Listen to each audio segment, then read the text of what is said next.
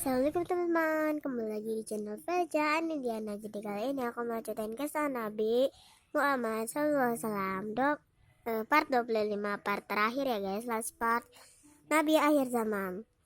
Langsung masuk ke ceritanya. Maju, hancurkan! Seru para tentara pasukan Abraha yang menunggangi gajah menuju Mekah dengan niat akan menghancurkan Ka'bah. Hal ini membuat masyarakat kota Mekah merasa ketakutan. Namun belum sampai ke gerbang masuk kota Mekah, tiba-tiba pasukan burung datang dan menjatuhkan batu-batu dari atas mereka. Batu-batu itu bukanlah batu biasa, melainkan batu hitam yang panas dan mampu menghancurkan apapun yang dikenainya. Maka lari tunggang langganglah pasukan tentara gajah.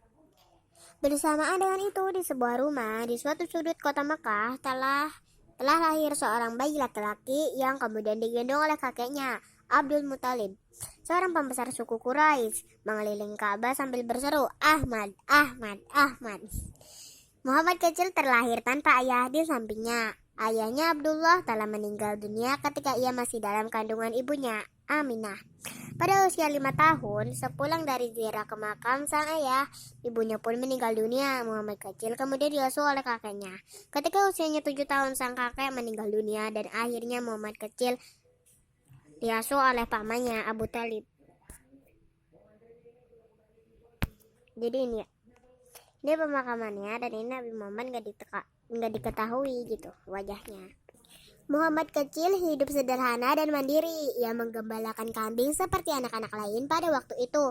Menginjak usia remaja, ia pun belajar berniaga dengan pamannya. Kemudian ia tumbuh menjadi remaja yang cerdas dan terkenal dengan kejujuran dan amanahnya sehingga dijuluki Al-Amin, yang tak percaya.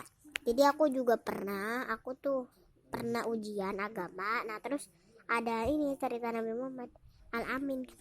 Jadi kejujurannya dalam segala hal termasuk berniaga terkenal ke seluruh kota dan sampailah pada telinga seorang janda yang kaya raya, Khadijah. Muhammad dipercaya memperniagakan dagangan Khadijah hingga keluar kota. Ternyata perniagaan itu mendapatkan keuntungan yang berkali lipat. Khadijah semakin percaya kepada Muhammad sehingga akhirnya mereka menikah. Setelah menikah dengan Khadijah, Muhammad mulai banyak berpikir tentang keberadaan manusia dan perilaku masyarakatnya. Ia menyendiri ke Gua Hira, merenungi kenapa kaumnya kini menjadi semakin sesat, menyembah berhala, dan jauh dari nilai-nilai tauhid. Hingga pada suatu hari di Gua Hira, bacalah perintah malaikat Jibril. Hira atau Hira ya? "Aku tidak bisa membaca," jawab Muhammad dengan gemetar. "Bacalah," ulang malaikat Jibril. Namun Muhammad terus menjawab yang sama sampai 3 kali. Maka kemudian malaikat Jibril menyuruh Muhammad mengikuti apa yang diucapkan.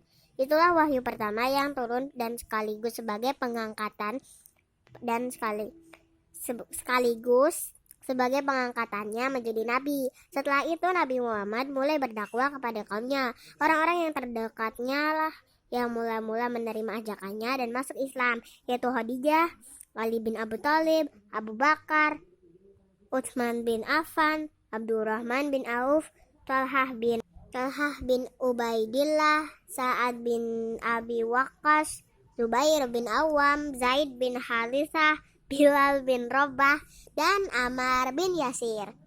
Lumayan banyak ya. Dakwanya mendapat cemoohan dari kaumnya yang lain, termasuk pamannya yang sesat, Abu Lahab.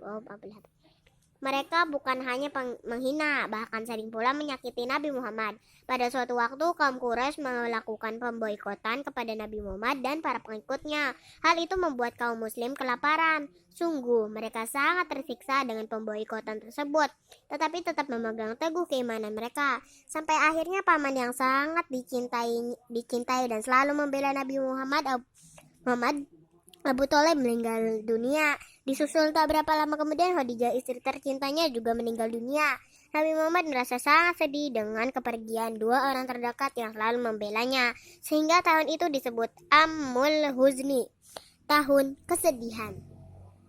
Akan tetapi pada tahun yang bersamaan terjadi sebuah peristiwa yang sangat langka, yaitu Isra Miraj, sebuah perjalanan di malam hari dari Masjidil Haram di Mekah ke Masjidil Aqsa di Palestina, dan kemudian naik ke Sidratul Muntaha, langit ke-7, untuk menerima perintah sholat 5 waktu. Perjalanan itu hanya ditempuh dalam satu malam dengan mengendarai buruk. Buruk itu ya di sini juga ada. Pada suatu hari, sekelompok orang dari Madinah datang berziarah ke Ka'bah. Nabi Muhammad mendakwahi mereka dan ternyata mereka pun menerima dan masuk Islam. Nabi Muhammad mengutus Mus'ab bin Umair untuk berdakwah di Madinah yang ternyata disambut dengan baik oleh masyarakat Madinah. Karena perlakuan kaum Quraisy di Mekah terhadap kaum muslim sangat buruk, Nabi Muhammad kemudian memerintahkan para pengikutnya untuk berhijrah ke Madinah. Namun kaum Quraisy yang sesat berusaha menghalangi Nabi Muhammad hingga kemudian dalam perjalanan menuju Madinah, Nabi Muhammad dan Abu Bakar bersembunyi di dalam gua Syur. Kaum Quraisy mengejar Rasulullah sampai di depan gua Syur.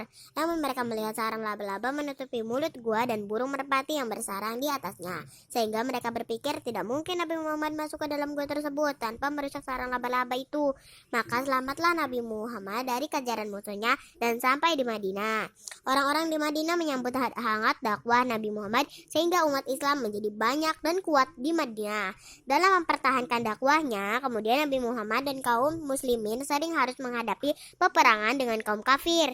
Di antaranya perang Badar yang dimenangi oleh kaum muslimin meskipun jumlahnya lebih sedikit daripada musuh. Pada perang Uhud, kaum muslimin mengalami kekalahan akibat kelalaian orang yang tidak patuh pada perintah Nabi Muhammad.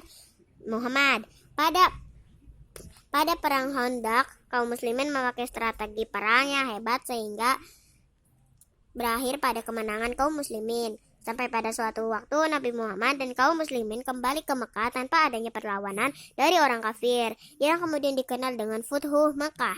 Nabi Muhammad dan kaum muslimin kemudian tinggal dengan damai di Mekah dan menghancurkan berhala-berhala yang berada di sekitar Ka'bah.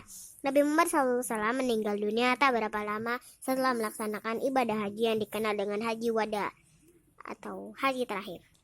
Nabi Muhammad SAW adalah Rasul terakhir, sekaligus sebagai penutup para Rasul sebelumnya. Dialah yang menyempurnakan ajaran-ajaran Islam. Mukjizat yang diturunkan Allah kepadanya sangatlah banyak. Salah satunya yang paling besar adalah Al-Quran, yang menjadi pedoman utama hidup manusia. Selain itu, ada pula peristiwa Isra Mi'raj yang membawanya bertemu dengan Allah Subhanahu wa Ta'ala untuk menerima wahyu perintah salat 5 waktu. Kubah Sahra atau kubah batu di dekat Masjid Al-Aqsa di Palestina dibangun pada tahun 691 Masehi oleh Raja Abdul Malik. Di dalamnya terdapat sebuah batu besar yang melayang di udara. Batu tersebut diyakini sebagai batu yang diinjak oleh Nabi Muhammad saat akan bertolak ke Sidratul Muntaha, langit ketujuh, pada peristiwa Mi'raj. Dan segini guys, ini akhir banget tuh. Ini akhir ya. Ini emang benar-benar aku gak nyangka banget sekarang udah part 25. Ya udah nanti aku mau bikin video apa lagi ya. Yang penting part-partan gitu loh biar gak bosen. Kan kalau part-partan itu aku juga bikin videonya nih kayak gini ya. Nah, yaudah, dadah. Wassalamualaikum warahmatullahi wabarakatuh.